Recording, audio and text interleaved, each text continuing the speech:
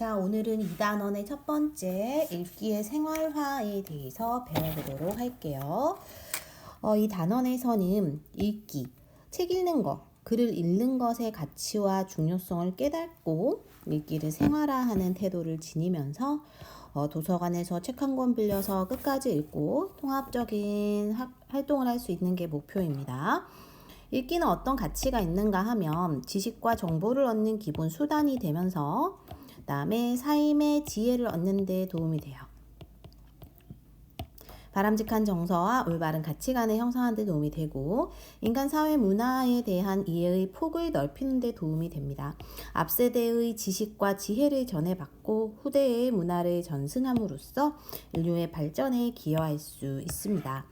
읽기를 생활화한다면 읽기를 통해서 획득한 지식과 정보를 삶에 적용하고 그 읽기를 통해서 좀 더 나은 삶을 살아가려는 의지를 지니는 것으로 이렇게 하면은 어떤 지혜와 통찰력과 삶을 더욱 풍요롭게 할 수 있습니다. 책을 읽을 때는 아침 시간, 자습 시간이나 도서관이나 서점을 자주 방문한다거나 신문기사나 누리집 자주 본다거나 작가의 고향이나 배경으로 독서 기행을 떠난다거나 습북습하면서 교과 관련 글을 읽는다거나 여가를 활용해서 책을 즐겨 읽거나 다양한 독서 활동에 참여하는 방법들이 있겠죠. 자, 그 중에서도 고전이라 하며 옛날에 쓴 책인데 우리 조상님들의 삶의 모습이나 태도나 가치관을 이해할 수 있고 오늘날 살아가는 지혜를 얻을 수 있어요. 우리 민족의 삶을 깊이 있게 이해하고 민족 문화에 대한 교양을 갖출 수 있습니다. 도서관을 이용해서 모든별로 책을 읽으면 읽는 방법은 어디에 갈 건지 도서관을 정하고 그 도서관을 어떻게 이용하는지를 알아봅니다. 방문해서 일단 책 한 권을 정하고 각자 그 책을 읽으면서 독서 일지를 작성을 합니다. 그걸 바탕으로 해서 이야기를 나눈다 해요. 자, 오른쪽 문제는 잠깐 멈춰놓고 스스로 한번 풀어보세요. 시작. 정답 1번에 4, 2번에 5, 3번에 고전, 4번에 5입니다. 자, 틀린 것을 고르는 것인데요.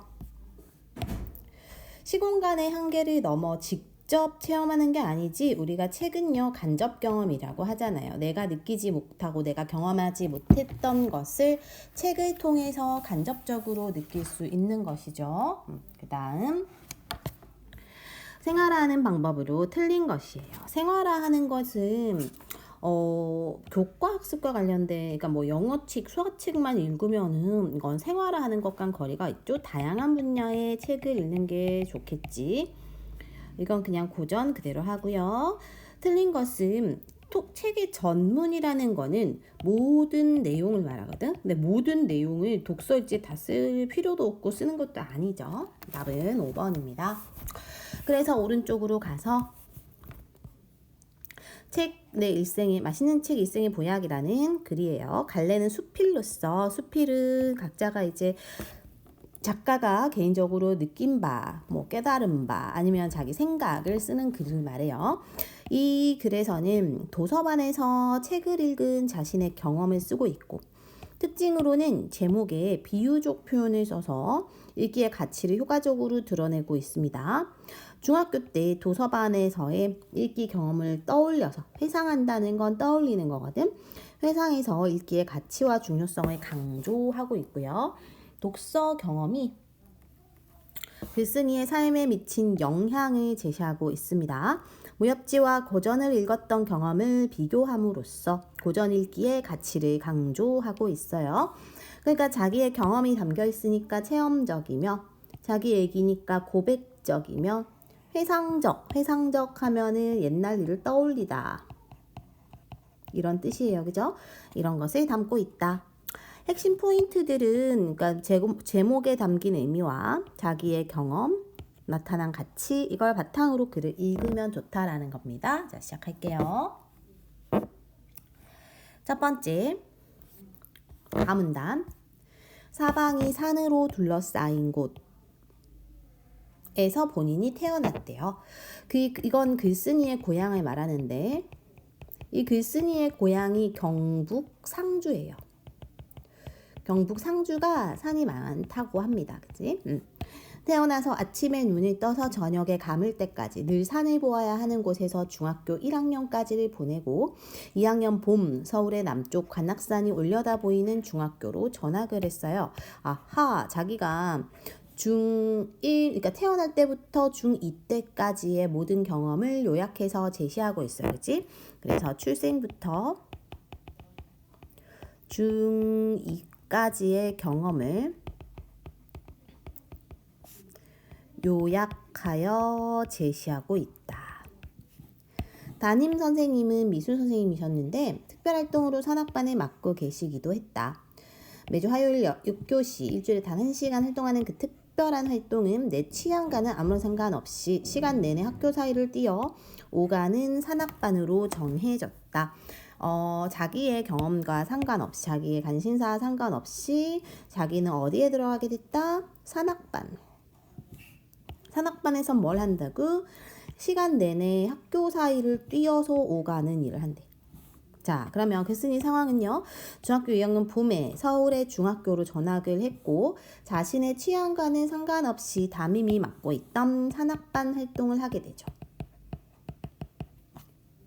남담 3학년이 되면서 비로소 내가 좋아하는 특별활동을 선택할 기회가 왔다. 나는 특별활동 산악반의 경험에 비추어 되도록 몸을 많이 움직이지 않는 특별활동반을 점 찍었는데 그게 바로 도서반이었다. 얘가 이제 몇 학년 됐대요? 3학년 됐대요. 이제 산악반 하고 나니까 너무 힘들었나 봐. 그래서 도서반으로 선택을 했대요. 움직이지 않는 것으로. 도서반 담당 선생님은 특별활동의 첫날 도서반이 할 일에 관해 아주 짧고 쉽게 설명해 주었다. 여러분 곁에는 책이 있다. 그 책 가운데 자기 마음에 드는 책을 골라서 읽고 수업이 끝나는 종소리가 울리면 가면 된다. 어떻게 고르라고 했어요? 그냥 자기 마음에 드는 책을 골라 읽고 그냥 가면 된대. 그러니까 학생들의 수준에 맞춰서.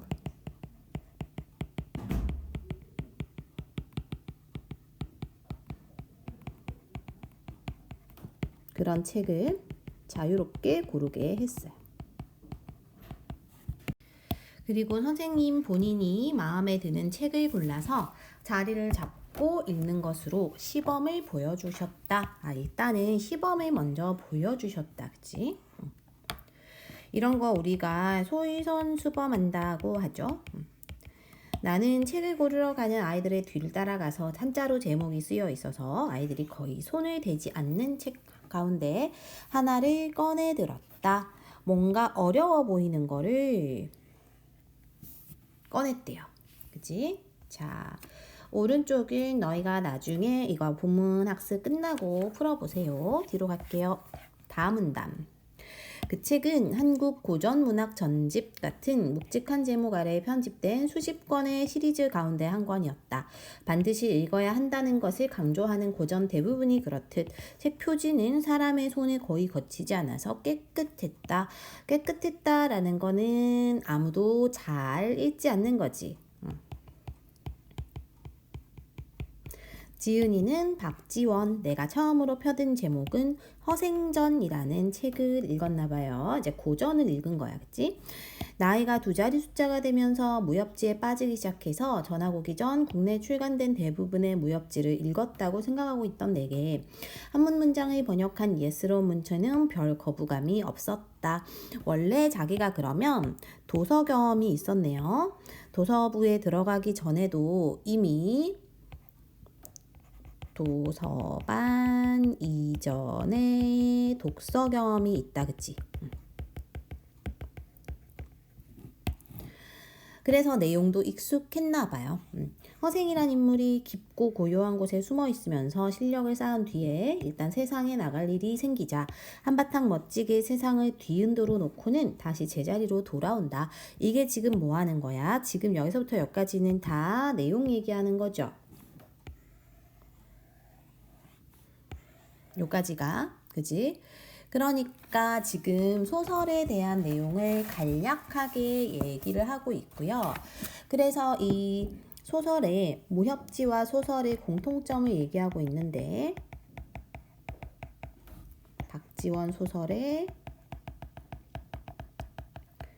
공통점은 첫째는 한문 문장의 번역한 예스러운 문체였다는 거죠. 근데 자기는 이미 저거를 읽었기 때문에 무협지를 이게 별로 거부감이 없었지. 그치? 그 다음에 두 번째도 무협지에서도 이러한 전개 방식은 흔히 볼 수 있대. 그러니까 이것도 공통점이죠. 이러한 전개 방식이 뭐야? 일단 숨어 있어. 은둔하고 그 다음에 나서 이제 세상을 멋지게 뒤흔들어 놓는 거야. 활약을 하는 거지. 그리고 다시 숨는 거예요. 그러니까 이러한 전개 방식은 숨어 있고 은둔한다 그래요. 다시 실력을 발휘하고 나서 다시 한번 은둔하는 이런 거. 그래 마문단 허생전 다음에는 호질 양반전도 있었다. 책이 꽤 두꺼웠으니 저작 가운데 상당 부분이 책에 들어 있었을 것이다. 그런데 그 책 속의 주인공들은 내가 읽었던 수천 권의 무협지의 주인공과는 달라도 많이 달랐다. 무협지를 읽고 나면 주인공 이름 말고는 기억에 남는 게 없는데 박지원 소설은 주인공이 다음에 어떻게 되었을지 궁금하게 하고 내가 주인공이 되었더라면 어떻게 했을지 자꾸만 생각을 하게 만들었어요. 여긴 차이점이네요. 궁금하게 하고 생각을 하게 했다는 거는 무협지와 박지원 소설의 차이점이다. 차이점. 그치? 첫 번째 차이점. 한두 번 씹으면 단맛이 다 빠져버리는 무협지와는 달리 읽으면 읽을수록 새로운 맛이 우러나왔다. 여러 번 읽으면 또 느낌이 다르더라는 거지. 보석처럼 단단하고 품위 있는 문장은 아름답기까지 했다. 문장도 뭔가 멋지고 품위가 있었대. 이게 다 지금 차이점이에요. 책을 읽으면서 내 정신세계가 무슨 보약을 먹은 듯이 한층 더 넓어지고 수준이 높아지는 듯한 느낌이 들었다. 이것도 이제 이런 거지, 이런 거. 내 정신세계가 뭔가 넓어지는 것 같았다. 이게 모두 다 차이점이죠. 일주일에 단 1시간 도서관에서 단 한 권의 책을 거듭 펴서 읽었을 뿐인데도 여기에서 이제 보약 같은 이라는 표현을 써서 보약이라는 표현을 책에다가 비유를 한 거지. 즉 보약은 책을 비유하는 것이죠. 그죠?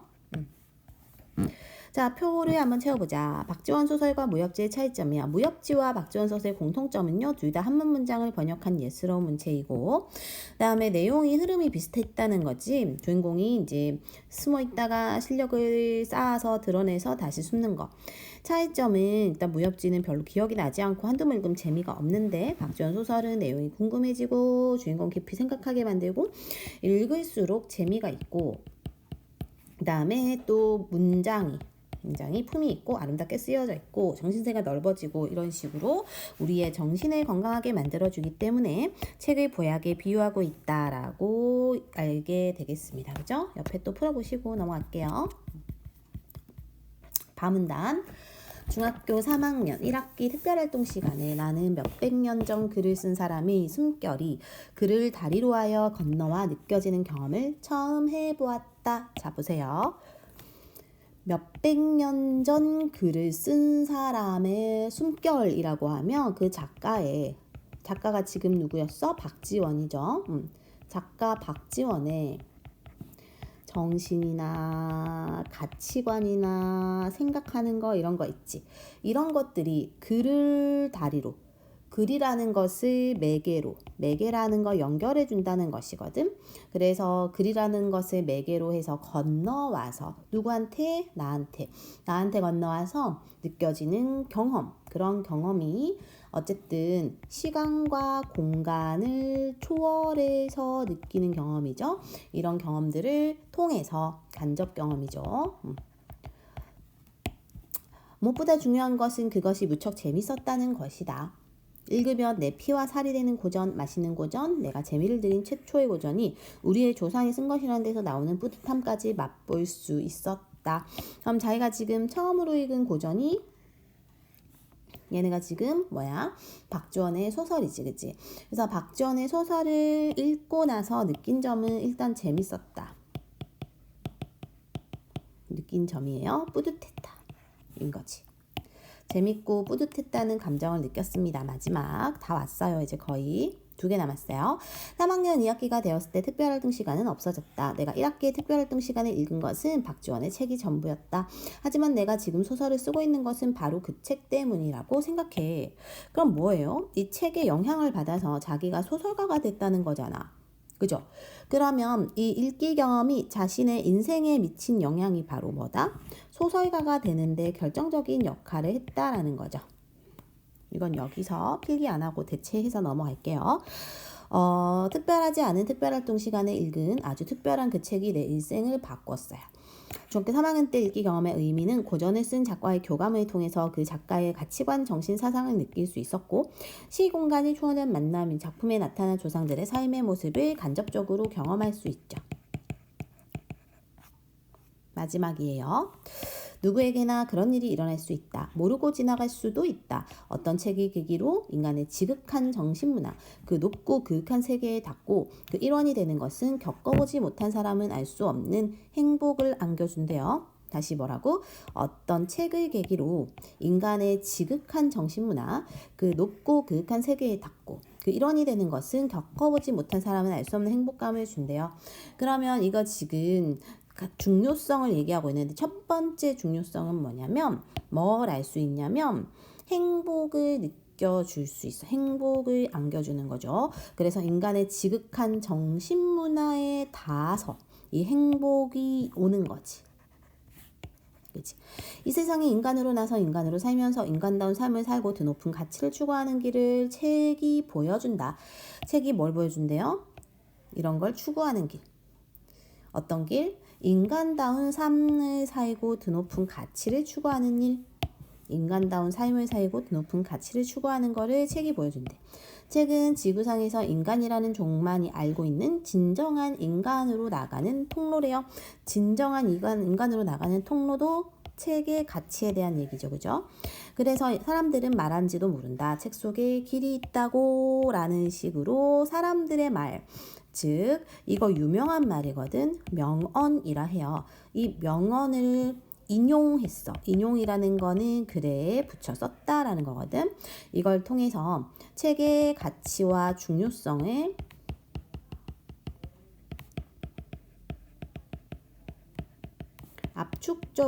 압축적으로 제시하면서 강조하고 있어요. 그래서 제가 생각하는 읽기 가치의 중요성이에요. 인간의 지극한 정신문화를 깨우치고 그 일원이 되게 하고요. 인간다운 삶을 살고 더 높은 가치를 높이는 추구하는 길을 보여줍니다. 진정한 인간으로 나가는 통로다. 그래서 여기까지 했으면 이제 멈춰놓고 스스로 여기까지 풀어보고 채점하시고 틀린 거 한번 정리해 보도록 하세요. 자, 앞에 다 하고 왔죠? 자, 정리 한번 해볼게요. 맛있는 책 일생의 보양의 갈래는 수필이고, 그 다음에 제재는 도서관에서의 자기가 책을 읽은 경험이죠. 주제는 읽기의 가치와 중요성이며, 특징은 읽기 경험을 회상, 떠올리면서 읽기의 가치와 중요성을 강조하고 있어요. 박지원 소설 읽으며 매력을 느꼈던 경험을 통해 고전의 가치를 강조하고 있고, 비유적 표현을 써가지고 얼마나 중요하고 가치가 있는지를 효과적으로 드러내고 있어요. 글의 짜임 처음에 중학교 2학년 때는 산악반 활동인데 이게 너무 힘들어서 중3 때 도서관 활동을 하고 그때 이걸 읽어가지고 자신의 인생에 소설가가 되는데 영향을 미쳤지. 마지막으로 가치와 중요성을 깨달으면서 마무리를 하고 있어요. 이 글의 제목은 맛있는 책 일생의 보약인데요. 맛있는 책이라고 표현했던 것은 감동과 즐거움을 느낄 수 있기 때문이고, 그 다음에 일생의 보약에 비유하는 것은 몸을 건강하게 만들어주는 보약을 우리의 정신을 건강하게 해주기 때문에 이렇게 비유를 했어요. 이런 건 좀 알아두시고요. 무협지는 문체가 한문 문장인데 이게 얘도 그랬고 얘도 그래서 공통점이죠. 내용이 전개 방식이 차이점은 별로 기억이 나지 않았는데 읽을수록 재밌고 정신세계가 넓어지고 궁금하고 이런 느낌이 들었다. 그리고 자기가 이제 허생전을 읽은 것으로 고전 읽기에 재미를 들였고 진로로 나중에 나이가 들었을 때 소설가가 되는데 영향을 끼쳤고 읽기의 가치와 중요성을 깨달았습니다. 글쓴이가 말하는 독서의 가치는 지극한 정신문화와 그 높고 그윽한 세계에 닿고 그 일원이 되게 해주고 인간다운 삶을 살고 높은 가치를 추구하는 길을 보여줘서 진정한 인간으로 나가는 통로다라고 정리하고 있습니다. 자, 이제 옆에 학습활동부터는 스스로 꼭 풀어보시고 숙제로 쭉쭉 해가지고 저기 끝까지, 이 단원 끝까지가 몇 쪽이야? 70쪽. 70쪽까지 꼭 풀고 채점 오답 공부를 해서 마무리하도록 하세요.